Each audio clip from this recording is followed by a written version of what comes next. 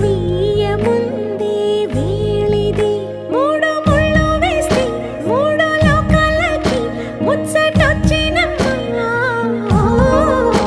ఏడు అంగలేస్తే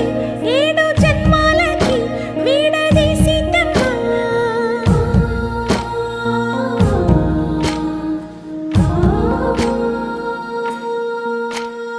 సీతమ్మ వాకిట్లో సిరిమల్లె చెట్టుపై చిలక వాలింది చిలకమ్మ